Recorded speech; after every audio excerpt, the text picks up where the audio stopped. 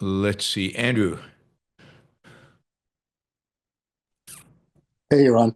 Hey, Um, so now the conservatives are always including fair in free and fair trade. Um, yeah, they so learned that from the left. Yeah. yeah, and as the author of Equal is Unfair, how do you deal with the fundamental ethical argument of it's unfair that the automakers, the US automakers, have to, that they get taxed through tariffs in other countries and they have to compete on an unfair playing field. Um, you have to acknowledge that there's a sense in which that is absolutely true. That is true, but the U.S. government, it can only be responsible for what happens in the U.S. It cannot be responsible for what happens in other countries. There's no end to that.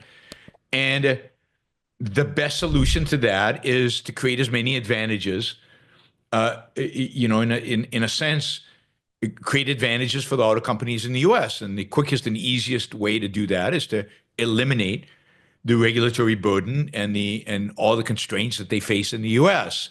Now, maybe that won't level the playing field because the Chinese companies will still get government subsidies, but uh, it will go. Right now, we handicap our businesses, so let's at least get rid of the handicap in order to do that, and then American businesses are going to have to adapt to whatever's going on internationally, and if ultimately they go out of business, so be it. There's nothing the U.S. government can do to prevent or to guarantee sales outside the United States. And there's nothing it can do to guarantee that other governments behave the way we think they should behave. And this is particularly true in a world in which we don't behave really well. I mean, our government subsidizes all kinds of things.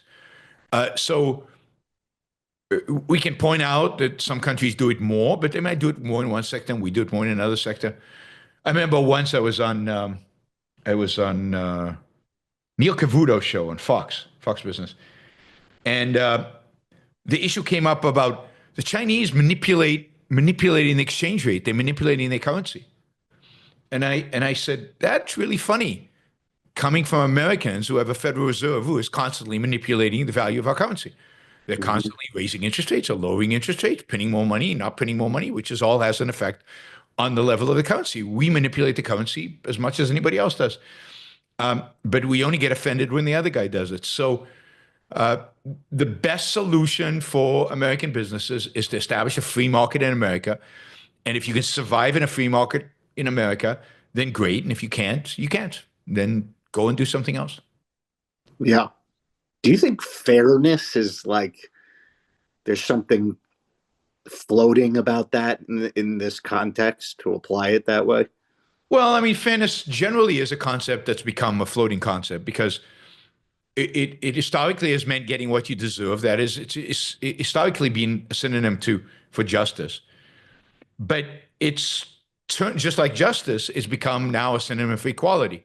That is the same, and it's used in a very loose way by various players, and